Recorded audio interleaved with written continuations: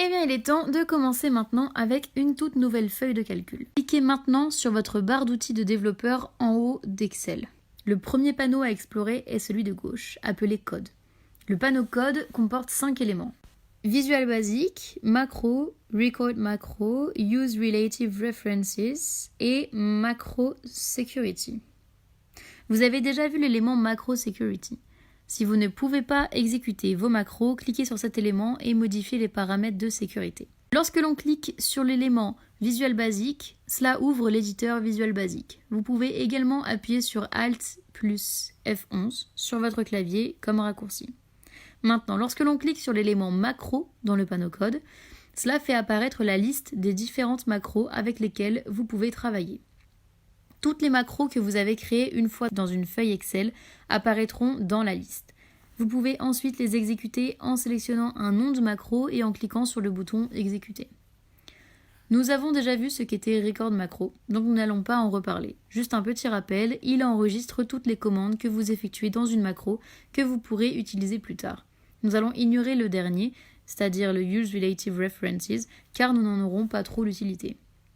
Le panneau que nous utiliserons beaucoup cependant est le panneau Control. Le premier élément, Insert, s'ouvre lorsque vous cliquez dessus. Cela révélera ces contrôles de formulaire. Ce sont tous les contrôles que vous pouvez ajouter à une feuille de calcul Excel ou à un formulaire utilisateur. Nous allons bientôt ajouter l'un de ces contrôles à une feuille de calcul pour vous montrer. Comme vous pouvez le constater, vous pouvez insérer de nombreux contrôles de formulaire différents. Mais revenons au panneau Control. Les autres éléments sont les suivants. Donc on a la rubrique Mode Item qui permet d'éditer un champ sur une feuille de calcul.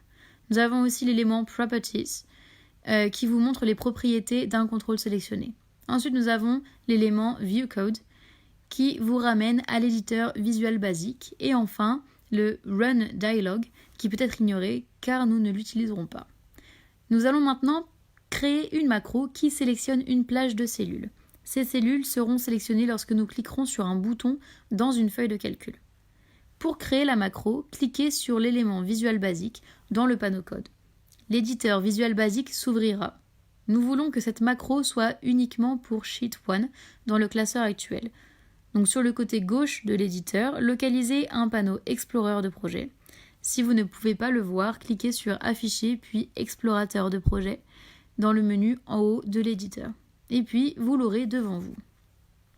Alors maintenant, puisque nous avons l'explorateur de projet, vous allez simplement dans l'explorateur de projet, puis vous faites un clic droit sur l'élément Sheet 1 sous VPA Project Book 1. Dans le menu qui s'affiche, sélectionnez View Code. Une fenêtre de codage vide s'ouvrira. Vous pouvez également double-cliquer sur Sheet 1 pour ouvrir la fenêtre de code. Ce que nous voulons faire ici, c'est créer une subroutine. Ce sous-programme sera notre macro.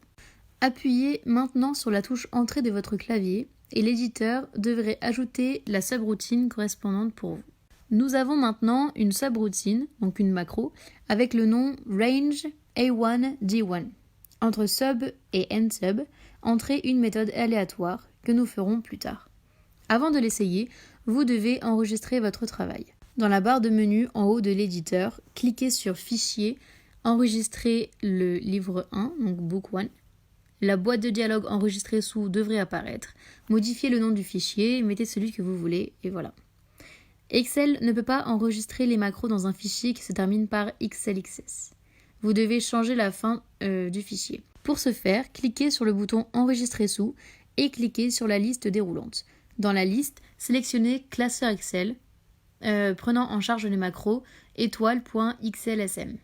Cliquez sur le bouton Enregistrer. Maintenant que vous savez comment enregistrer une feuille de calcul contenant une macro, il est temps de faire quelque chose avec cette macro. Nous allons ajouter un bouton à une feuille de calcul et activer notre sub lorsque le bouton est cliqué. Nous le ferons dans la partie suivante, alors je vous laisse passer à la prochaine partie.